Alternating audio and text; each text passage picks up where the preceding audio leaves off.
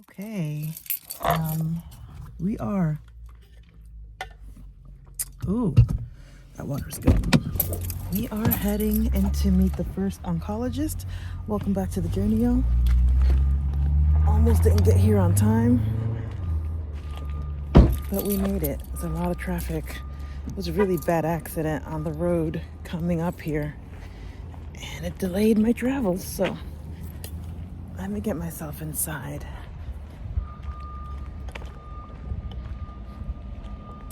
It's a nice day.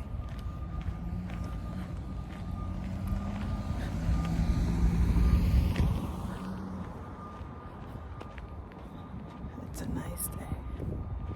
It's a cold day. I'm wearing a different shirt, guys. Different shirt. I'm not wearing that red plaid. Wearing a white, gray, and black plaid. All right. See you on the inside. Okay, guys. So we are out of the consult with the radiation oncology. I'm currently in the parking lot for my next appointment. I'm like 2 hours early. So we're just chilling. All right, so let me just give you, I guess just a little rundown of what the appointment was like. The nurse, the receptionist, let's do it in order. The receptionist, the nurse, the doctor. All A+, all A+. I felt so welcome in that space. This is the same place where my son had his tonsils removed, like the pavilion. And they're just really, really nice there. They're so nice there. And when I got there, I knew like, oh, this is where my son had his procedure 2 years ago. So I was like, I know where I'm going. So I walked in and I'm like, I don't know where I'm going because I couldn't find the place. So I asked the lady in the front and she says, oh, it's behind the building. I'll take you. And I'm thinking she's just going to walk me to like the elevator and point me in the direction and send me off. No, this woman, sweet woman, took me directly. We had to like go all the way to the back of the building, go down to the ground floor, briefly exit the building and then enter through the back. So I would not have found that place on my own. So thank you to that lady who walked me to the correct space. Then when I got to the correct space, which is the radiation oncology department, the receptionist there, again, very warm, very welcoming. The nurse that received me and went over my reports, awesome. We were just chit-chatting about our kids. She's such a sweet woman. And then the doctor, very clear, very thorough, very nice, did not make me feel like less than, did not speak with terms that were over my head. It was just really nice to have a conversation. So it was really, really cool. Okay, so what was the outcome? Definitely, I know going in, I have to have radiation. Not a big deal. I'm going to be having 25 rounds of radiation, which translates to 5 weeks. So I'm going to have to go, it's like a second job, Monday to Friday, whatever time I guess we choose. And they will radiate the area. Because the cancer that was in my body is on my left side, they have to take certain precautions because of my heart. And so he was explaining how, you know, the techniques that they use to ensure that when they send the little beam of radiation, that it doesn't radiate my heart. And he was explaining that. He was explaining how they're gonna create like a mold of my arms so that I can keep them overhead when they're doing the treatment. Well, he explained what areas of this region will probably get like sunburned. He explained which creams or what I could use to effectively treat those areas. Pretty much straightforward. There was one little monkey wrench that was thrown in. And I guess this is why my breast surgeon said chemo is possibly back on the table. Okay, so here's the monkey wrench. So I have ENE, okay, or I had ENE. What the hell is ENE? Okay, when you have a cancer diagnosis, You're gonna learn so many new little terms. It's like insane. Extranodal extension. So what does that mean? And it was written in my pathology report, but when I had the surgery, I had to take a mental break from reading my pathology reports because it's a lot of information. And when you're reading material that you are not 100% well versed in, like, let me read stuff about music. Let me read stuff about, teaching band, teaching choir. Let me read something about theory and analysis and whatever and composition. Let me read those things, and it's an easy read. But now you're putting material in front of me that talks about, medical terms and procedures and all these weird scientific words. It's a lot on the brain because you are reading it, and then you're also like looking up terms and what are these definitions, and now what does this definition mean within this context. And so it's a lot of researching and a lot on the brain. So when I did my surgery, I was like, you know what, I initially read the report, the pathology, but I glanced at it and I said, I'm not going to read it fully. I need to allow my body to heal, and my body will heal better if my mind is at ease. So we took a break from reading the pathology report.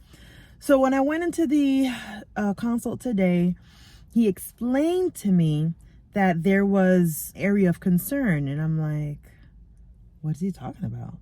They took everything out. So I was with the notes. So like I had mentioned in previous videos, Curtis was in my left today.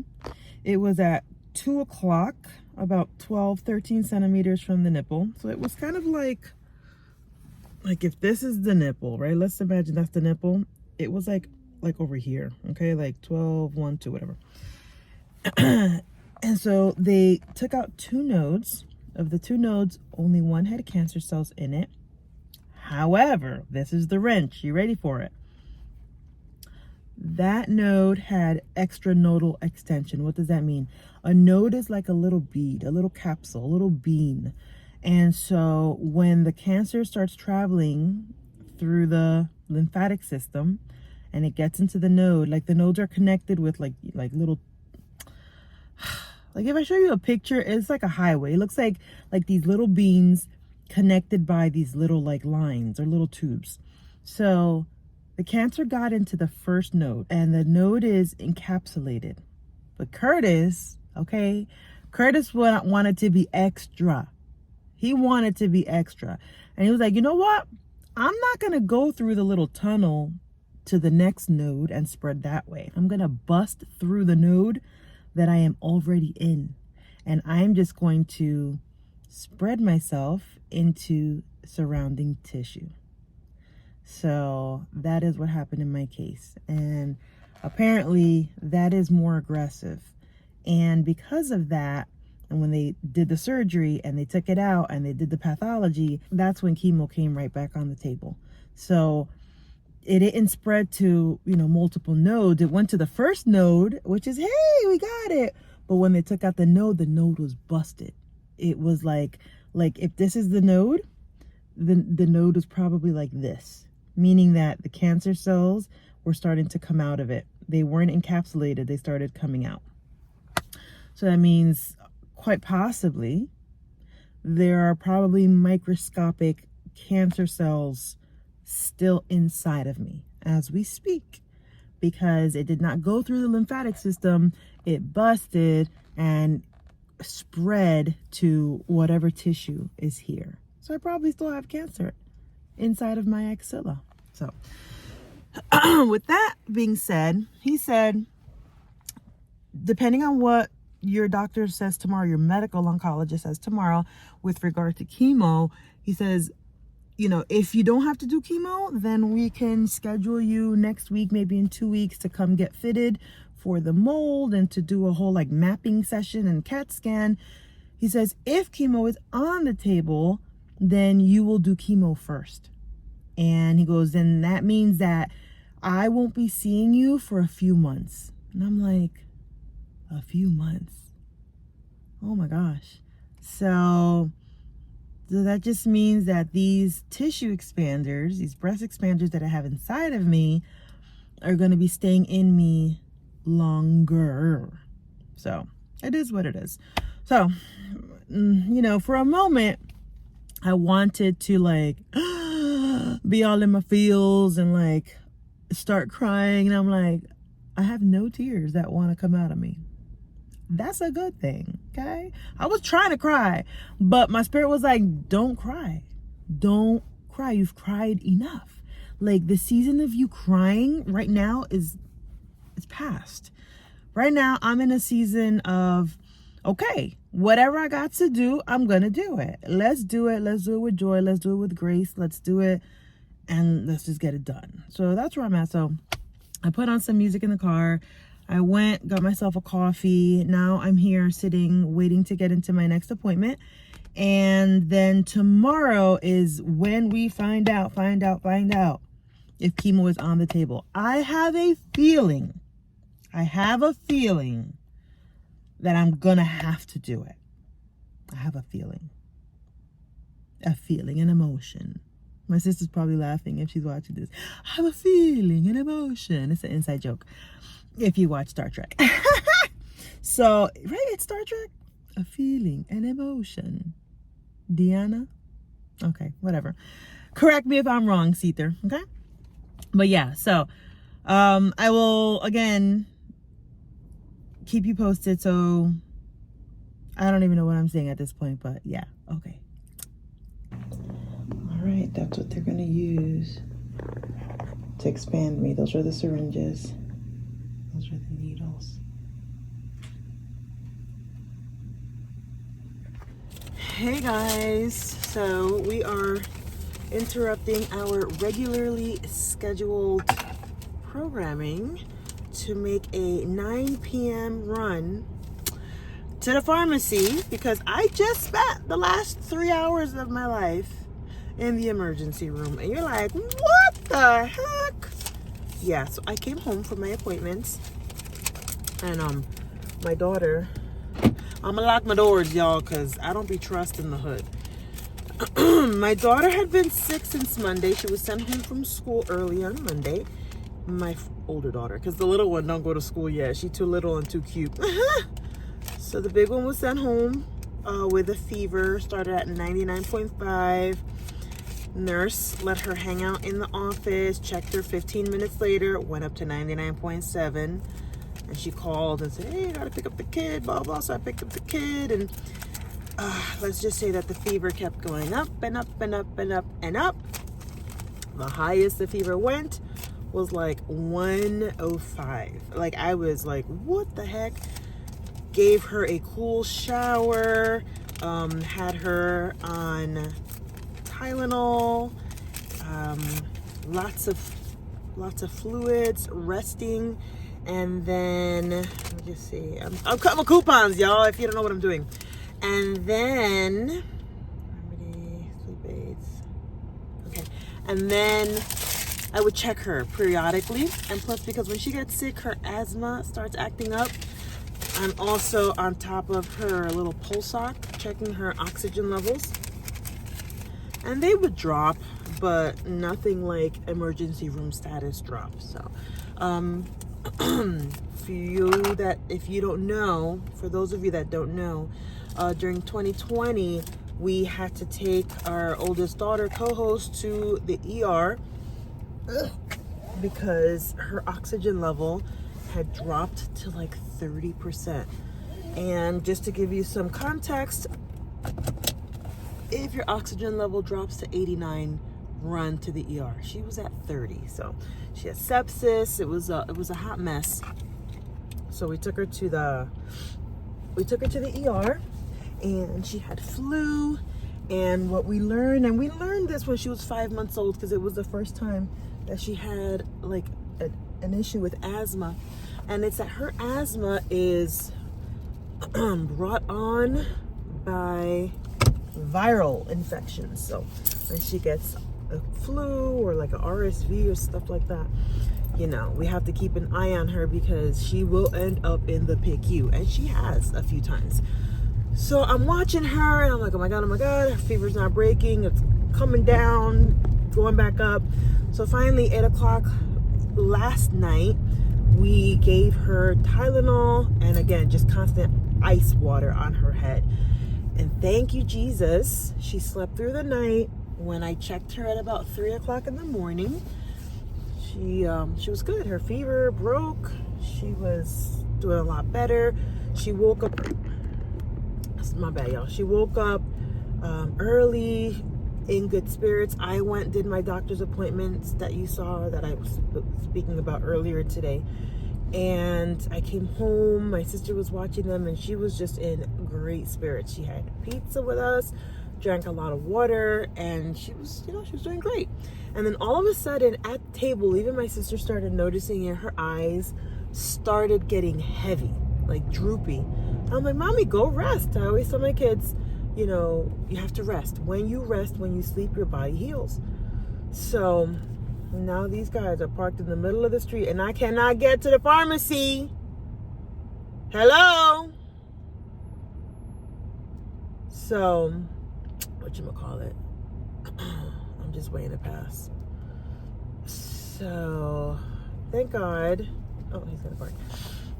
Okay, let's just be patient. Lord, help me be patient. Okay.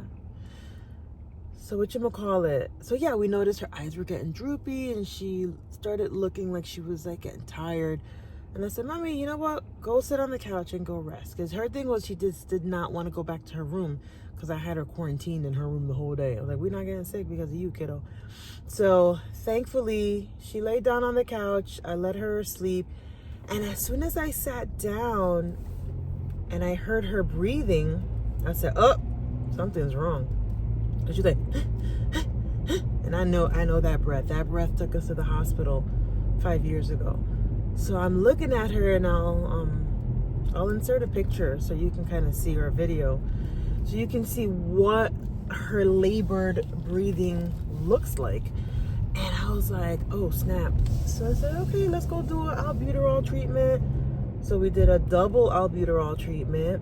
Still having a tough time breathing. Then we did her Advair, and I said, okay, let's go to the hospital. And so she freaks out, but I'm like, don't freak out, it's okay. So we got to the hospital, and she's complaining about pain in her chest. Of course she's got pain in her chest. She's been laboring to breathe for over 24 hours, so it hurts. So we got in, and my daughter, I don't really talk too much about my kids and how they're reacting with the whole cancer diagnosis. I try not to have these conversations with them too much, but she freaks out. And when we're sitting in there, this older man comes in with his older wife, and he is kind of freaking out, and it's a small waiting area, so he says mad loud, he's like, oh, yeah, I'm currently undergoing chemo, and I pulled my port out. And I'm like, oh my God, he pulled his port out, I guess, like by mistake. Look, oh my God, there's so much garbage in the streets in my town because of the wind. Oh boy. So he's freaking out, and he's trying to tell his wife to calm down, and he's like, yeah, I can see the chemicals are leaking out. And I'm like, oh my God, why is he talking about this? So literally, my daughter, she starts freaking out and she covers her ears and she's like, and I'm like, Mommy, don't worry about that, right? That's not my scenario. That's this man's scenario. Like, don't worry about it. Just take a deep breath, relax, just watch your iPad. You're gonna be fine. So finally the guy, they say, hey, we can't treat you here. That issue, you have to go to an actual hospital, because we went to a satellite emergency room. So the man left, she calms down, whatever. Long story short, the kid has flu, okay, and she's got to be out of school for the rest of the week. And because her brother is in close proximity to her, they're like, he's got to stay out of school for the whole week, and he is like ecstatic. He's so happy. He does not have to go to school until next Monday. So I am doing a 9 p.m. run to our pharmacy to get the medications and to go home, disinfect, and get ready for some more appointments tomorrow, because I really, really, really cannot cannot reschedule this oncology appointment. I really need to see my medical oncologist and meet her tomorrow, because the more you delay these appointments, and maybe I'll make a video about that, if you delay the appointment because they're specialists, it takes a long time to get another appointment. And if you have to push the appointment back 2 weeks, 3 weeks, that means you're pushing back your treatment date. And I just realized today, because I have to do radiation, my next surgery to get these expanders out and replaced with the breast implants has now been pushed out 6 months after radiation. So if this medical oncologist tomorrow says you got to do chemo, then I got to do chemo first, and then about a month heal from that. Then I start radiation for 5 weeks, and after those 5 weeks, I have to wait another 6 months with these fake tatés. Okay, so we need to have this oncology appointment tomorrow. So it is what it is. Let me go inside. Let me get these medicines. Let me go home, and I'm going to spray my house down with like disinfectant and Clorox, because I am not getting sick. I'm declaring that. And watch, I am not going to get sick. I am not. Ah! All right, guys, it is the next day. We are getting ready to go out to the medical oncologist. Not gonna lie, I'm feeling nervous today. Because today I find out exactly what kind of treatment I'm going to have. So the cool thing is that my husband is with me, so I'm not doing this one alone. And I'm wearing a different shirt, guys. I'm in like my plaid era. This is like green and black, and that's what it is. All right, let's go to this appointment.